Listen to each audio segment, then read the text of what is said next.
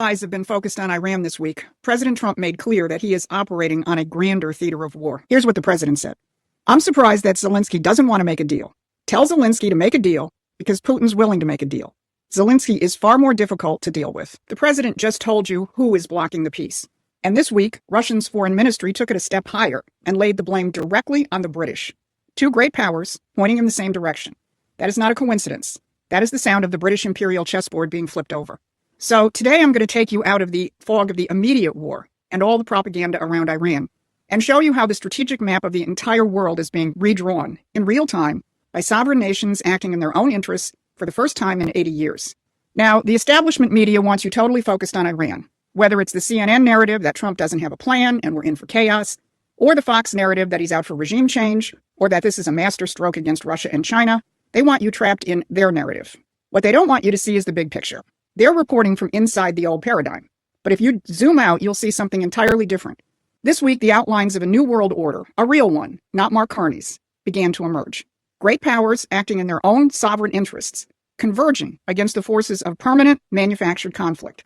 I'm Susan Kokinda. I've tracked the imperial great game for decades. Not the puppet show in the headlines, but the real architecture of power. The empire doesn't fight its own wars. It manages them. It needs great powers in permanent conflict because that's what keeps it in control. What we are now seeing is that architecture beginning to fail on every front simultaneously. So if you want to understand how that is unfolding, please hit the like, share, and subscribe button so we can stay in touch and we can reach more people. Here's what I'm going to cover today. First, Trump's identification of Zelensky as the obstacle to peace, with a side note on Israel. Second, Russia's identification of Britain as the obstacle to peace. And third, what Russia and China didn't do in the UN Security Council and what it means. So let's start with what the president actually told us this week. Because in the same 7 days, Donald Trump drew a line on the record in his own words, separating American objectives from the agendas of two of the empire's most important instruments. And most people missed it because they were watching two different stories instead of one. So on Ukraine, you already heard what he told NBC. Putin is willing to make a deal. Zelensky is the obstacle. But there's a second quote from that same interview that is just as important. When Zelensky offered to help the United States intercept Iranian drones, Trump's response was immediate. Zelensky is the last person we need help from. Let that land. The man whose war the entire transatlantic establishment has demanded America fund, arm, and defend at any cost, Trump just told you he's the last person whose help he wants. Now turn to Iran. In the same week at Joint Base Andrews, a reporter asked the president directly whether American objectives in Iran are the same as Israel's. And here's what the president said. Are you speaking with Prime Minister Netanyahu? And are your objectives the same in terms of ending the war? I think they might be a little different, I guess. You know, they're a different country than we are. Then Defense Secretary Hegseth said the same thing.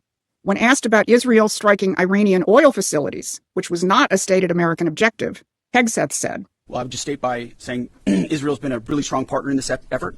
Where they have different objectives, they've pursued them. Ultimately, we've stayed focused on ours. So, on two different fronts, Ukraine and Iran, the U.S. is pursuing its own objectives. On Ukraine, Trump is saying that Putin is the reasonable party and Zelensky is the obstacle.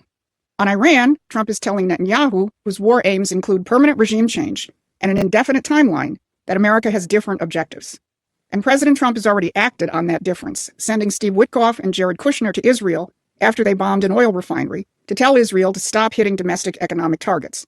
The U.S. wants a stable Iran with a functioning economy when the fighting is over. These are not mixed messages. This is a president refusing on both fronts to be managed by the empire's pawns. And Russia just gave the empire a name. But before I get to that, if you're finding this kind of analysis, that is the real architecture behind the headlines, useful, then you need to be subscribed to Promethean Action's free newsletter. We've been tracking the imperial great game for decades, and right now, that work has never mattered more. So use the link in the description to sign up for our newsletter. So while President Trump was identifying Zelensky as the obstacle to peace, the Russian Foreign Ministry took it a step higher. On March 10th, British Storm Shadow missiles struck a civilian district of Bryansk in Russia. 7 people killed, dozens were wounded. Russia's Foreign Ministry did not issue a generic condemnation of Western aggression. They named the British directly. They said, "It is evident that Britain has become deeply entangled in geopolitical games, seeking to strengthen its status as the informal leader of European hawks on the Ukrainian track and as Russia's irreconcilable adversary." And then they accused Britain of sabotaging the American-led peace process. We have also noted that British weapons were used at a time when political and diplomatic efforts to settle the Ukrainian crisis in the trilateral Russia-US-Ukraine format are intensifying. The obvious goal of London and other Western capitals is to stage a large-scale provocation involving civilian casualties in order to derail the peace process and escalate hostilities. Russia is naming Britain by name. Chatham House, the empire's premier foreign policy think tank, came out and bluntly admitted it with the headline, "Europe is helping Ukraine resist a U.S. push for peace at any price." Britain's own brain trust has stated its mission openly: prevent the President of the United States from ending this war. Then look at what Zelensky did in the same week. He threatened the life of Hungarian Prime Minister Viktor Orban, a sitting EU head of state. Zelensky told a government meeting that he would give Orban's address to Ukrainian soldiers so they could, in his words, call him and speak with him in their own language. This was so outrageous that even the European Union had to denounce Zelensky, stating that the type of language used yesterday by President Zelensky is not acceptable. There must be no threats against EU member states. And even Orban's main political opponent in Hungary, who is running against him in next month's elections, demanded that Zelensky apologize to all Hungarian citizens. Think about what you just witnessed. The empire's primary instrument in Europe, the leader it spent 3 years portraying as a heroic defender of Western democracy, threatening to have a NATO ally's head of government killed, and the empire's own European Union institutions had to publicly repudiate him. Britain is now named as the opponent of peace. Zelensky is increasingly isolated even within his own alliance. Now put that in context of what happened at the UN. On March 11th, the United Nations Security Council voted on a resolution brought by the Gulf states and others, Bahrain, Kuwait, Oman, Qatar, Saudi Arabia, the UAE, and Jordan, condemning Iran's missile and drone attacks on their territories. 135 nations co-sponsored it. The resolution passed 13-0, which means that Russia abstained and China abstained. Neither used their veto. Now, the mainstream media barely reported this, but I want you to understand what it actually means, because you won't understand it if you're in the old geopolitical world that gives you headlines that portray Russia and China as locked into their support for Iran, as this one on Fox does, or as the Ukrainian press continues to try and portray Iran, Russia, and China as the new axis of evil. But every rule of the old Cold War playbook, the binary the empire has relied on for 80 years, by those rules, Russia and China should have vetoed this resolution. That's what the script called for: protect your partner, block the Western initiative, keep the great powers in their assigned corners. But they didn't.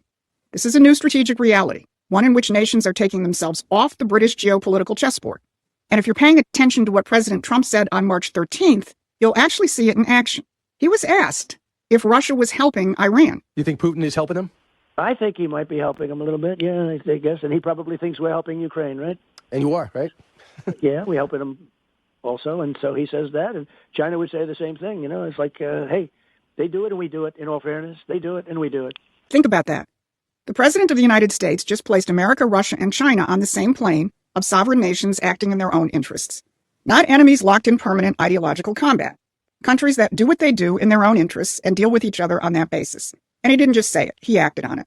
The United States has announced a temporary lifting of sanctions on Russian oil stranded at sea in order to stabilize the energy markets roiled by the Iran war. And when he was asked about China, Iran's largest trading partner, Trump didn't threaten Beijing. He said the United States' efforts to keep the Strait of Hormuz open was in China's interest too. That is the sovereign realism at the heart of the administration's national security strategy and national defense strategy. Both of those new doctrines explicitly reject the post-war paradigm of permanent great power conflict. Now, connect this to everything we've covered today. Trump telling NBC that Putin wants peace and Zelensky is the obstacle. Trump telling the press that American objectives in Iran are different from Israel's. Russia naming Britain as the saboteur of the peace channel. And Russia and China declining to shield Iran's destabilizing behavior against sovereign Arab nations. What you're looking at is the same thing. Great powers, the United States, Russia, China, beginning to act on converging sovereign interests rather than playing their assigned roles in someone else's great game. This is the new strategic map being redrawn. And the empire, whose entire system depends on keeping great powers in permanent conflict, has no moves left that don't accelerate its own exposure. Now, Promethean Action is doing more than just exposing. We're building a movement that can defeat this. And understanding and backing Trump's strategic and economic revolution is a critical part of that. So if you want to be part of that fight, join us at Promethean Action as a supporting member or a contributor. This has been your Monday Brief. Thanks for watching. Please take a